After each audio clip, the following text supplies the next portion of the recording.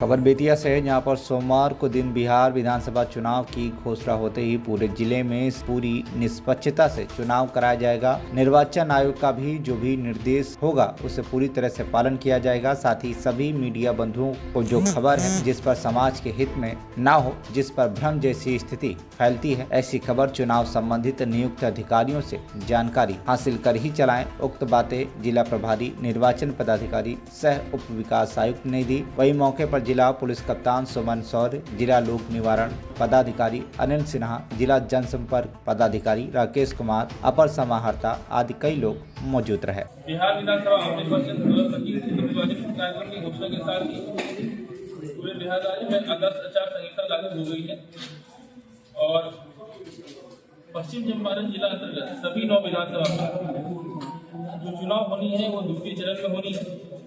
इसमें अधिसूचना जारी की जाने की तिथि 13 अक्टूबर 2025 है। नाम निर्देशन पत्र दाखिल किए जाने की अंतिम तिथि जो है 20 अक्टूबर 2025 है। नाम निर्देशन पत्र की समीक्षा की तिथि 21 अक्टूबर 2025 है। अभ्यर्थिता वापसी की अंतिम तिथि जो है 23 अक्टूबर 2025 है और हमारी जो मतदान होनी है 9 विधानसभा में वो 11 नवंबर 2025 को होनी है और मतगणना की तिथि जो है 14 नवंबर 2025। पूरी प्रक्रिया जो निर्वाचन की समाप्त होगी उसकी तिथि जो है 16 नवंबर 2025 है। इसके अलावा जो हमारे 9 विधानसभा के निर्वाचन अधिकारी हैं वो पहले से ही नियुक्त किए हुए हैं। इसके अलावा जो सूची है वो आपको आपके साथ वो जो है दी गई है, आपके साथ पेपर में आपके पास हैंडआउट में है।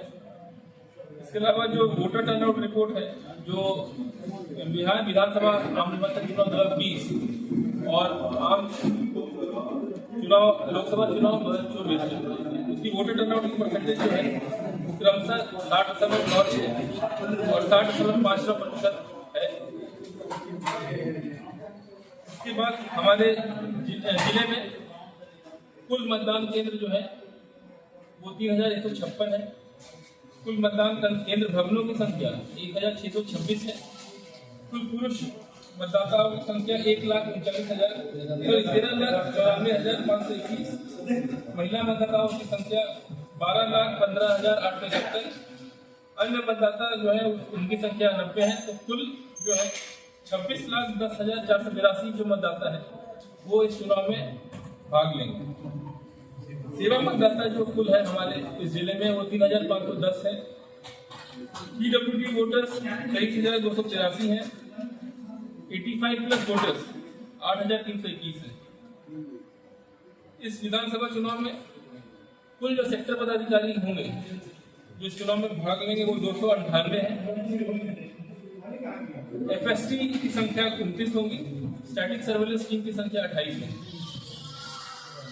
आदर्श आचार संहिता जब से लागू हो जाती है उसकी महत्वपूर्ण बिंदु जो है वो आपको लीफलेट में दे दी गई है। क्या क्या उस समय अनुपालन होता है या किया जाना होता है, संभवतः सभी लोगों से अपेक्षित होती है, क्या क्या चीजें हैं उसमें अगर संक्षेप में बताएं तो सभी जो posters, banners, wall writing, hoardings, flex सभी जो है सरकारी बिल्डिंग से 24 घंटे में उसको डिफेस कर दिया जाता है।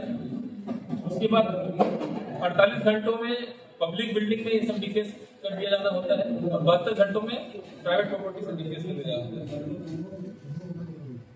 बाकी बिंदु आपके पास है अवेलेबल, तो काइंडली आप लोग देखें। इसके अलावा जो प्रेस ब्रीफिंग में इस बार जो चुनाव होने वाला है बिहार विधानसभा निर्वाचन चुनाव 2025 उनमें कुछ महत्वपूर्ण बिंदु जो प्रेस ब्रीफिंग में भी माननीय मुख्य चुनाव आयुक्त के द्वारा भी बताया गया है वो निम्न है। इस बार सभी मतदान केंद्रों में वेबकास्टिंग होनी है, 100% होनी है। पिछले बार 50% तक था, इस बार 100% बूथ पे वेबकास्टिंग होगी। सभी मतदान केंद्रों पे मोबाइल जमा करने की सुविधा उपलब्ध रहेगी। कोई भी मतदाता बूथ के अंदर मोबाइल फोन ना लेकर जाए, ये हम लोग को सुनिश्चित करना है और सभी मतदाताओं से भी यही आग्रह है आपके माध्यम से सुनिश्चित करने में सहयोग प्रदान करेंगे। मतदान केंद्रों को 1200 निर्वाचकों के आधार पर पुनर्गठन किया गया है ताकि मतदान हेतु किसी भी लोगों को लंबे कतार में लगने का जरूरत न पड़े।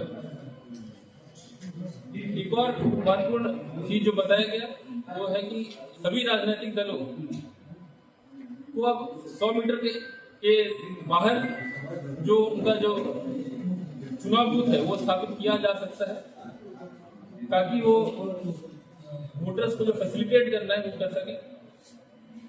पीठासीन पदाधिकारी द्वारा मोबाइल ऐप के माध्यम से रियल टाइम में मतदान प्रतिशत को अद्यतन किया जाना होगा।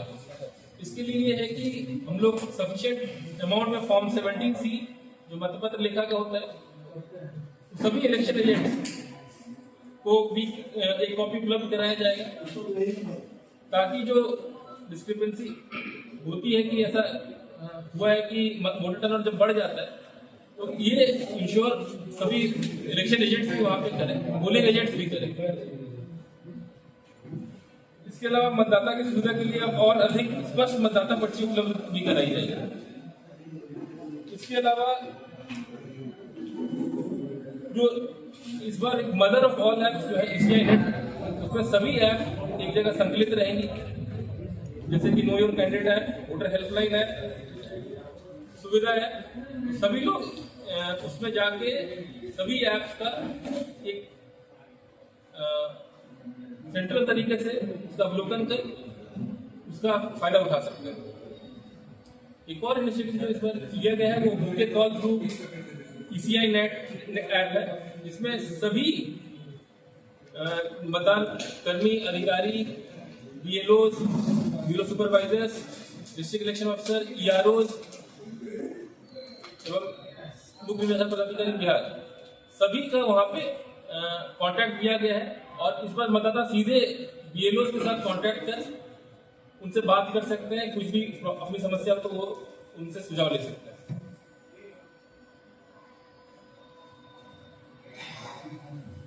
इसके अलावा फॉर्म 70C जो बताया गया वो बहुत ही महत्वपूर्ण रहेगी और सभी पोलिंग एजेंट जो है उसे कलेक्ट करने के बाद मतदान खत्म होने के बाद ही वहां से पोलिंग पार्टीज भी और इलेक्शन एजेंट्स, पोलिंग एजेंट्स भी वहां से लेकर आगे बढ़ने का अनुरोध है। इसके अलावा सभी मीडिया बंधु से भी यही अनुरोध है कि जो भी न्यूज आता है उसे एक बार खुद जांच लें और उसके बाद ही उसे आगे पोस्ट या आगे फॉरवर्ड करें। तो हम लोग की तरफ से इतने ही है जो दिशा निर्देश दिया गया है। बाकी SP सर भी कुछ ब्रीफ करेंगे तो और ऑर्डर के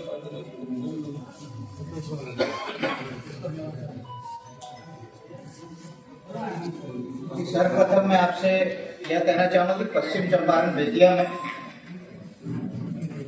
MCC आपको लागू हो चुका है और उसके लागू होने के साथ जो जिला पुलिस है और प्रशासन है वो पूरे तरीके से प्रतिबद्ध है उसका 100% अनुपालन कराना है।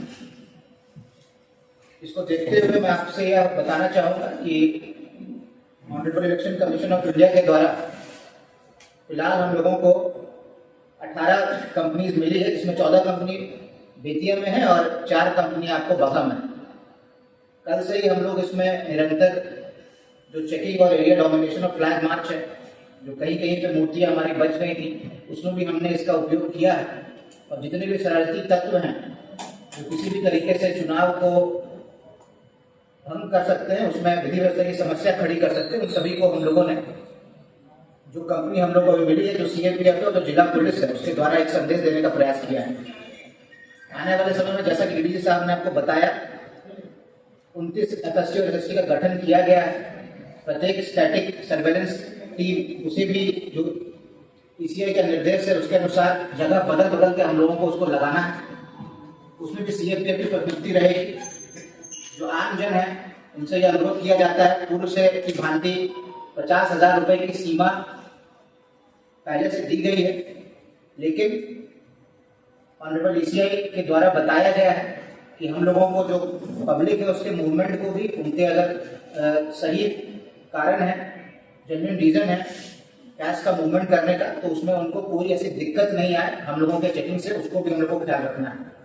फिर भी आपके थ्रू ये हम लोग अनुरोध करना चाहेंगे कि 50,000 का जो अगर आप कैश उससे ऊपर लेके चल रहे हैं तो अपने साथ कारण भी उसको लेकर के ही चले, उससे दिक्कत आप लोगों को दिक्कत नहीं आएगी, हम लोगों को भी जल्द से जल्द आपके मामले का निपटारा करने में सहायता प्रदान होगी। अति महत्वपूर्ण बात है सोशल मीडिया मॉनिटरिंग। जैसा कि अभी इन्होंने आपसे कहा कि आप भी इसको वेरीफाई कर लें, तो आपसे ये अनुरोध रहेगा कि आप सर्वप्रथम जिला प्रशासन एवं पुलिस से इसके बारे में जानकारी प्राप्त कर लें कि अगर कोई भी फेक न्यूज या कोई ऐसा सोशल मीडिया हैंडल जिस तरह से चीजों को चला रहा है उसके बारे में आप हम लोगों को संज्ञान में दें। हम आपको बताना चाहेंगे कि 15 मिनट के अंदर हम लोग इसको प्रथम दृष्टया उसमें जांच करवानी हो या जो भी खंडन है आप लोगों को एक मैसेज हम लोग के द्वारा ऑफिशियली प्रेस ब्रीफ के माध्यम से दिया जाए और विगत 2 घंटे के अंदर वरीय अधिकारी के द्वारा इसकी जांच की जाएगी और हम लोग जो विस्तृत जांच का उल्लेख है वो आपको प्रेस ब्रीफ के माध्यम से करेंगे और जो भी वो न्यूज रहेगा उसका प्रॉपर खंडन या अगर किसी की उसमें त्रुटि रहेगी तो उसके ऊपर उचित कार्रवाई हम लोग के द्वारा की जाएगी। सोशल मीडिया पे मॉनिटर करने का ऑनरेबल ईसीआई का बहुत निर्देश हम लोगों को जो पूर्व में हम लोगों ने भी मीटिंग की थी उसमें हम लोग को मिला है। साथ ही साथ एक महत्वपूर्ण बात जो फॉर्म 17C से रिलेटेड है जो अभी डीडीसी साहब कह रहे थे, देखिए होता क्या है कि इलेक्शन के समय भीड़ ज्यादा रहती है, बूथ पे समय ज्यादा हो जाता है, कई जगह पर दूर क्षेत्र रहता है, विधि व्यवस्था की समस्याएं रहती हैं, जिस कारण से हम लोगों को पहले ही वहां से निकलना पड़ जाता है जो पूरे इलेक्शन पार्टी रहती है या जो आपको फोर्स रहता है। और इस बार जो निर्देश हम लोगों को प्राप्त है उसके अनुसार हम लोग 100% उसका अनुपालन कराएंगे।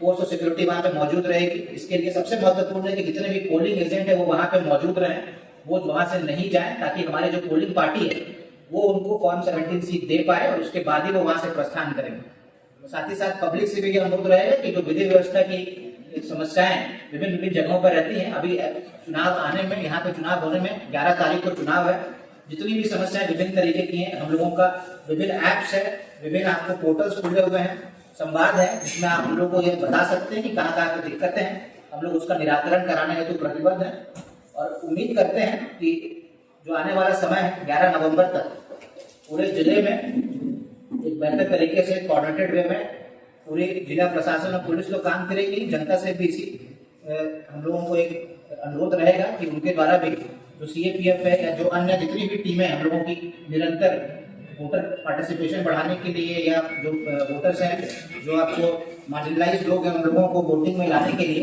हम लोग जो कार्य करें उसमें हम लोग को सहयोग करें। बेतिया से जय किशोर शर्मा की रिपोर्ट, TV1 इंडिया न्यूज।